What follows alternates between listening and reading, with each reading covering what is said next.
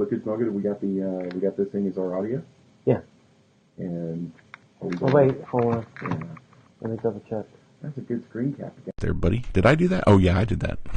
What?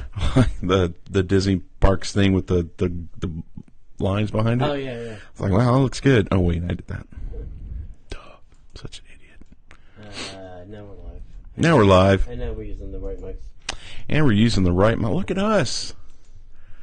Look at us, everybody. Welcome. Welcome, welcome, welcome. For those of you who are our Disney Parks Podcast Patreons, welcome to the live show. Hopefully you're watching this 7 p.m. Monday nights normally. We'll tell you a little bit more about that as the show progresses.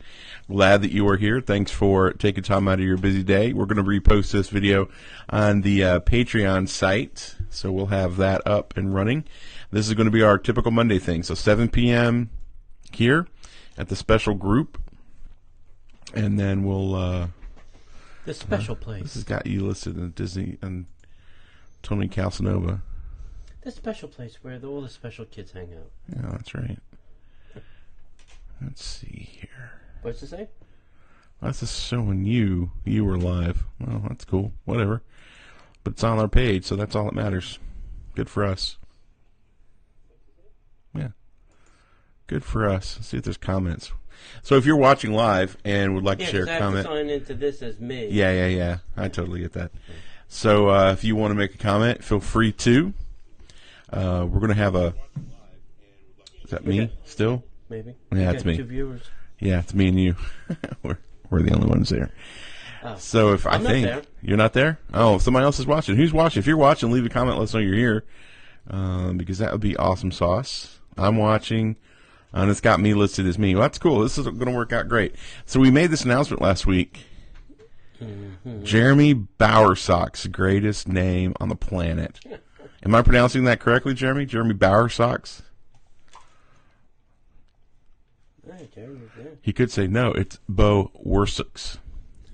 And I'd be like, oh, that's unfortunate because I'm mispronouncing it. Sweet. That's great. So this is going to work out great. I'm very excited about this. So this is how things roll. We made the announcement last week, hey, we're going to do this. We're going to add this Facebook group, and it's going to be awesome. And then I got done, and I was like, wait, can you do that? And then Tony terrified me because he checked on the software that we're using. He's like, no, I don't think we can do that. I'm like, uh-oh. So then we went back and checked it, and everything's worked out well. So this is great. Yeah. Good job. I think we posted too that we'd be doing this. Yeah. So.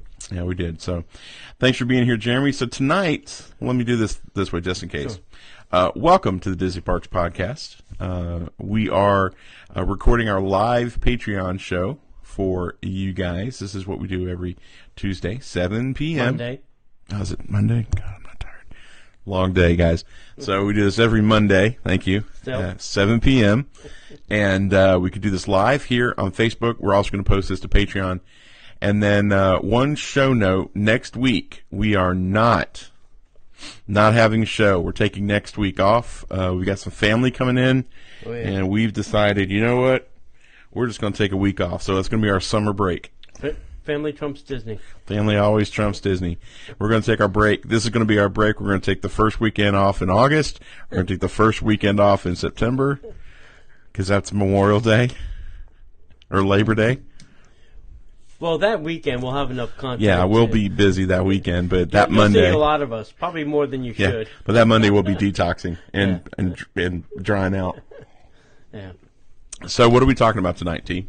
I thought with the untimely and sudden passing of Mr. Marty Sklar that we would talk a little bit about Party Marty, as I like to call him. Absolutely. And his career at Disney and some of the things he's done. So, I mean, I was shocked. I was taken aback. I mean, he was just at the expo. I saw all this video and these pictures of him, doing all these panels and walking around and, doing his meet and greet and signing stuff. And he was all over the place. He was like, and then poof. Yeah. Yeah, absolutely. He's gone. It's like, what happened? Woke up that morning. Woke up dead? Woke up dead. Woke up that morning and, what normally happens is I wake up hate to say this. I wake up, go to the bathroom. That's the wake up routine. And then wash my face, brush my teeth, and then check mail, check Facebook, see if there's anything. And that was across my news feed on Facebook. It's like, you got to be kidding me. So I woke Sarah up, and it's like, Marty Sklar's dead. She's like, what? She's like, instantly sat bolt upright. Yeah. I said, Marty Sklar's dead. She's like, what happened? I said, I don't know. I was just saying that he passed away. Yeah. So that was on July 27th. He was 83 years old. Yeah. And I just saw him, too, down here at a D23 event. Yeah. It was Lunch with Marty. Yeah. Which is always fun. It's Party Marty. That's what you kept saying. Yeah, I'm going to go hang out with Party Marty. Yeah, Party Marty. And, it's always nice to hear his stories and stuff. And he did tell a couple different stories this time around, because I guess these guys don't know how many times they've told the story and where they've told it and who they've told it to. So some of the things are repeatable. Yeah, you do tend to hear a lot of the same stories a lot, but I could listen to Marty Sklar tell stories all day long and I'd be happy. Yeah. Yeah. And if you ask the right question to some of these people, they'll tell you a better story or a different story. Or they'll tell you, nope, I'm sorry, I can't tell you that. Yeah. Which is, I think you heard that a lot. Yeah.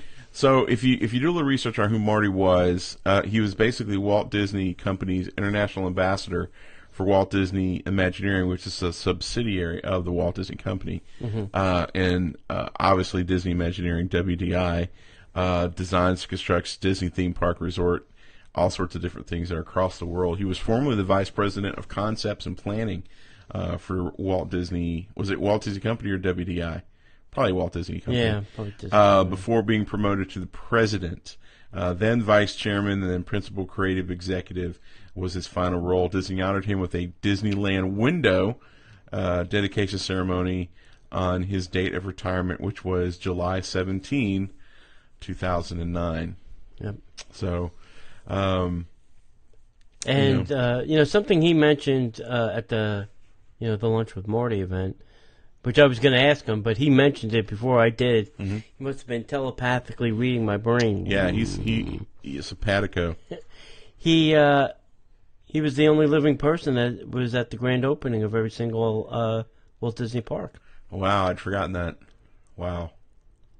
They invited him to Shanghai, and he went. Yep. And to the grand opening, and he was at the grand opening of every single park. Something Walt or no other Disney really person could say. No. Because a lot of the guys that are big now weren't necessarily with the company, right? And they weren't in a position where they could, because like Tony Baxter was still an Imagineer level, right? But I don't think they called him to do all the parks. So. Yeah. So it comes as a shock. Not only was he prolific in his Disney career, which we'll talk about that more, but he was also very prolific in the leadership and personal development world, because he's written at least, I know of one book, maybe two, that he's written. Yeah, I think I have at least one. Yeah, I know I've got the one. I think I've got the one, and I think, if I'm not mistaken, it's somebody got it signed for me. I think either you got it signed, somebody got it signed for me when he was in town a number of years back. And I couldn't go. Somebody got a book signed for me. Okay. Well, the thing about it is in 2001 he was recognized as a Disney legend. So and I say this a lot, we're losing our legends. Yeah, we really are. Yep. I mean, any day now, God forbid that I want to be so wrong on this. God forbid now, any day we're going to get Alice Davis will be gone. And then I think she's close to 90 now. Yeah, then we'll get the Bob Gurr. The Bob Gurr's can be the one. And my wife even said, the day that we lose Bob Gurr, I'm taking that day off. We'll just sit and ride the monorail all day. Bob is the ever bunny. He'll never stop. Yeah, he still bikes. He'll outlive us all. Yeah. But we're losing our legends, and we're losing some great stories, because Disney does a really great job of hoarding the stories, but they don't always do a good job of letting the stories out. So. Yeah. So let's talk about the man. What's some other things you did, T? I did not know this until I read this on the, I think it was Disney Parks blog, that Marty was born in New Jersey. Yeah. Go Jersey! New Brunswick? Is that near where you used to live? Yep. He was born in New Brunswick, New Jersey, on February 6, 1934. Marty was a student at UCLA and an editor in the Daily Bruin newspaper. And he used to write for the Disneyland daily newspaper. Really? Yeah, each day they used to print a newspaper. It was like a 2-page newspaper. It was kind of like almost like your Times guide. You know, it told you what shows and when they were and where to eat and things like that. And that's what I got as an event, as a gift from the D23 event, was the first one. And then it was signed by Marty. It wasn't obviously the first one. Right. It's a reprint, but signed by Marty. So he wrote for the UCLA newspaper, the Daily Bruin. Then the Disneyland News for Walt's new theme park in 1955. After graduating in 1956, he joined Disney full-time and would go on to serve as Walt's right-hand man, scripting speeches, marketing material, and film showcasing Walt's vision for Epcot. So that whole Epcot speech... It's called Epcot. Yeah. Yeah. It was all written by Marty. Yep. And if you ever hear him, I heard him a couple of years ago at one of the Epcot anniversary events, talk about how that whole thing was put together. It was, I think Marty put a lot of work in it, and he kind of minimized how much work you really put into it. Right. Because Walt would make notes, he'd send it back to Marty. Marty would make changes, he'd send it. Walt would make more changes, and it just went back and forth until, and it's still on the day of they were still making changes. That's not shocking. And trying to tweak it to make it the best, could possibly be. During this period, he also joined WED Enterprises, the forerunner of the Walt Disney Imagineering, and would later become the creative leader of Imagineering, leading the development of Disney theme parks and attractions for the next 3 decades. Wow. He retired as the Executive Vice President and Imagineering Ambassador on July 17, 2009, and Disneyland's 54th birthday. So it was a double whammy. Disney marked the occasion by paying tribute to Party Marty with the highest parks and resorts recognition, and that's declaring a window on Disneyland City Hall. Wow. So, yep. I think him and Walt are the only 2 people on City Hall, I'd have to say. I might have to go back and look. I have the book. I have the book. Windows on the. It's been a while, and that's at Disneyland. Yeah. Yeah, I'm real light on the windows at Disneyland. I'm stronger than windows here. Yeah. What I thought was interesting, among his impacts and achievements, he's been recognized by a number of different awards with accolades, including the Lifetime Achievement Award from TIA, which is the Themed Entertainment Association, induction to the IAPA, the International Association of Amusement Parks and Attractions Hall of Fame, and the prestigious Professional Achievement Award from UCLA. I mean, so not only was he gifted, he was also, luckily, very well received and appreciated for his work. Not everybody that, like at UB Iwerks, the impact that UB's made, not only on animation, but in the Walt Disney Company, I don't know if he ever really got to experience the accolades of being who he really was. Right. Like I mentioned earlier, here's the list of books. He authored several books about his experiences and adventure. Disney, Dream It, Do It, My Half Century of Creating Disney Magic Kingdoms in 2013, and then One Little Spark, Mickey's 10 Commandments, and The Road to Imagineering in 2015. So I think I've read Dream It, Do It. I have One Little Spark. Yeah, I need to read the other ones. Yeah, I didn't know he put out a book in 2015. Well, that's the book it's probably the book he was signing at the expo. Probably. Yeah. They were selling at the expo, signed up. Probably selling all of them. So you've met him a couple times. You've done the Party Marty lunch. Yeah. When you met him, what kind of person was he? Because everybody's a little different. Like, I've met different Disney people, and their personalities are all a little different. And of course, the situation always, is different for everybody. Like, I've met Bob Gurr a couple times. Yeah. The first time it wasn't his fault. Yeah. He wasn't the best, but the second time it was great. Yeah. So what was Marty like as a person? He was nice. He's always generous with his time. If you went up to Marty, if he was walking somewhere and you said, "Hey, Marty, And that was always the weird, or still is the weird thing with these people, is to call them by their first name. Right. I have a hard time doing that, you know. I mean, I think the first time I met Bob, I think I called him Mr. Gurr, and he said, no, it's Bob. No. It's Bob. Bab. And I think Marty would probably tell you the same thing. No, it's Marty. Right. But he was very nice and very generous, you know. If he wasn't in a rush to get where he was going, he'd take the time to talk to, you know, whoever it was in front of him. Mm-hmm. You know, if you really had no place to go, maybe he'd tell you a quick story. You know, if you So had rare that they have that kind of time. Yeah, if you had a quick because they're always moving from one place to another. Yeah. But at the events, he's very cordial, you know, and he's interesting to listen to. Mm-hmm. You know, there was like the one expo we went to, and there was people there was a Q&A part, and almost everything. Well, I can't tell you. I can't tell you. I can't tell you. I don't know. We can't discuss that. Yeah. You know. Like people wanted to know, like what what wasn't, you know, what was the thing that never got made, or what was the attraction that never got built, or what was the, right. You know, yeah, we'd all love to know that, but the answer was we can't talk about that. Yeah, because okay, you know Disney never throws out an idea; it just gets shelved for later. Yeah. You know, right. Though my one big memory, which wound up being my favorite memory, was 4 years ago at the D23 Expo when he basically moderated the session called Working with Walt, or I Work with Walt. I can't remember the exact nomenclature, but it was basically him, Gurr, Alice Davis, Existencio.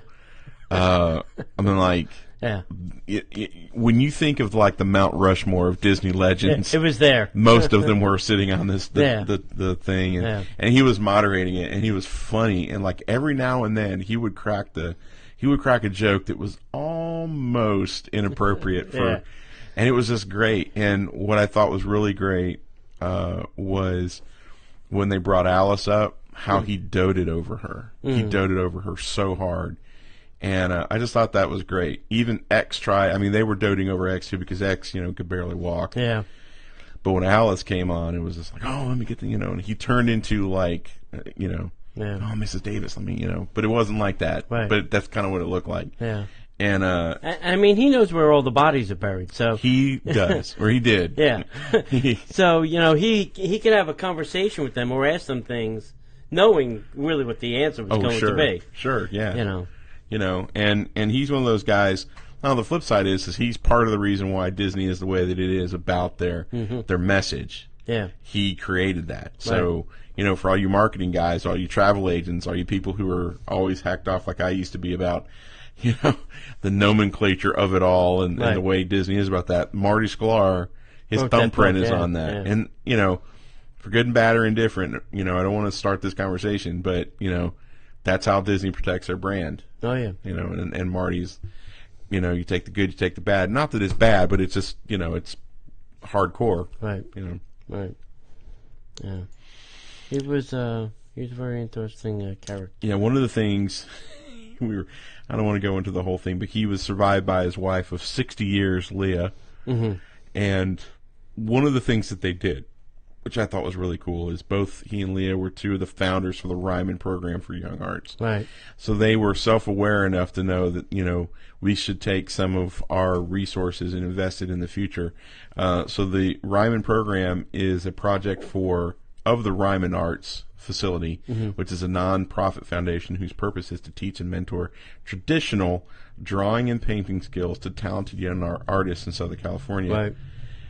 So Marty's trying to help keep, you know, the arts alive, right. And we need it now more than ever. So I thought that was great. That's going to be a legacy. You know, and I'll go ahead and say this. You know, I know that normally this is the kind of thing you say for the end, but Disney Parks brought it out in their post. If you wanted to do something for the family, I mean, I know we're like we're a week or so out. Yeah. But never too late. Yeah, if you wanted to do something, we could put this link. We'll put the link in the show notes here. If you wanted to do something in lieu of flowers or something for the family. If you just want to do something very special, they were suggesting making a donation in Marty's name to the Ryman Arts, and we're going to put the link right there. Bada bing, bada boom. So if you wanted to do something, you got to check that out. Yep. So, any other good stories about Marty? Party Marty? I'm trying to think. I had this was the weirdest thing. I was at the boardwalk, and I don't remember who I was waiting for. I was early as usual, and I might have been Rick. Shocking. Might have been Rick. I was there early, and I was at the bar, and I was sitting there talking to the bartender. I think his name is Tim, a tall guy. And in comes Bob Gurr. I said, "Hey, Bob." I said, "I don't know if you remember, we met at Disneyland events, and I'm Tony. I'm friends with Shelby." "Oh, yes. I think he was just saying yes to shut me the hell up, but that's fine. I knew he didn't remember me. You know, he meets a lot of people. You never know. Yeah, he meets a lot of people. It's not. I said, "Are you having a Gertini?" And he says, "Oh, you know about the Gertini?" I said, "Of course I know about it." So he said, "Sure." So I ordered him a Gertini. I said, "Well, have a seat. I'll bring the drink over to you." And we sat there and spoke. And then he was telling me stories about Marty. Right. How he does, like, pull all these tricks and stuff on Marty. And I'm thinking to myself, what? Wasn't he your boss? Yeah, exactly.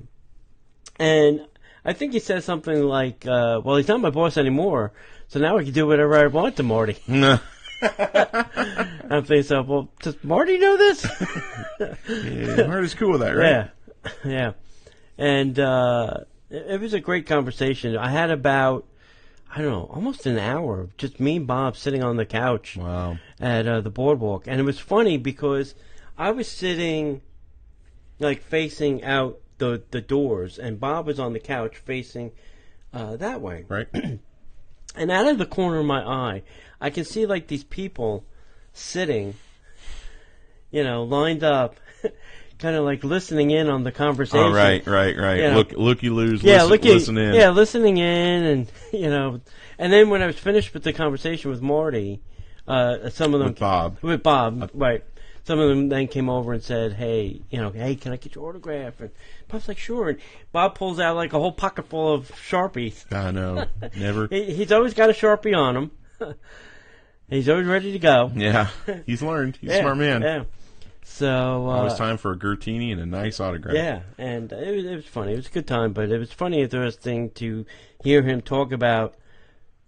I can't say Marty in a bad light, but just Marty in a different light than, his Imagineering stories. Sure. Yeah, it's amazing when you get around, when you start hanging out with people. And it's just like any celebrity. Yeah. But because they're Disney people, we always, we put them on a pedestal. But when you start talking to these people and you realize, well, they're just dudes working or ladies working. Yeah. It's just, they pull pranks on each other. They have deadlines. They fight. They do all these things. Yeah. It just is what it is. And that's why I loved that session so much because, they were talking about Walt, but how they were talking about Walt. Right. Like Alice's section that she was talking about was really cool. Yeah. Marty's stories were great. Bob's. As far as Existencio, and you could it's to the point where you couldn't really understand him. Right. So, but it's just great to hear all of those stories about that time. But to hear background of all these people who we think are legends, and then you find out that one time we tied his shoelaces together and went rolling down the stairs. Marty's going to be missed. That was a blow, man. That was quite the blow. I was not expecting that. Yeah, no. Anytime soon, really. So, outside of the books, is there any like Marty Sklar content? I mean, there's stuff that you can look up on YouTube. I know. Yeah. But definitely go get a copy of the books. Yeah, his books are good. The books are great because not only is it leadership, personal development, but you actually really get to step into the mind of a true genius. Yeah. And it's as close as we get to working with Walt. If he's Walt's right hand man, the next best thing is Roy. Right. So yeah. I get that. That's or Lillian. Yeah, or Lillian. So yeah, definitely go get a copy of the books. Definitely do he's some touched research. so many things. It'd be hard to. I mean, the books are a good start. Yeah. But he's had his hands in so many things. I mean, you could probably pick up, anything and say, well, he probably had something to do with this. Yeah, it's 6 Degrees to Kevin Yeah, Bacon. No, yeah. it's 6 Degrees to Marty Sklar. Yeah. Yeah. He's probably written a ton of stuff that we probably don't know about. Yeah. Because we just weren't in the inner circle of And daily life with Marty. And a lot of the things they didn't say, "Oh, this is Marty Sklar." It's just this is again, it's protecting that brand. This is Disney. Right, it's Disney. We don't care who made it. Yeah. Because it's got Walt's name on it. It doesn't really matter. Yeah. Really. Right. Anything else you want to add? I think that's it. In the comments, if you want to leave your comments, what's your favorite Marty Sklar memory? Do you have one? Have you read any of his books? Let us know in the comments. Thanks for listening. And if there's nothing else, we won't be here next week. We won't be here next week. But we will be here the following week. Yes, we will. And we'll make sure that we put it out on Facebook so that you're not freaking out. And other than that, my friends, we'll just see you in the parks.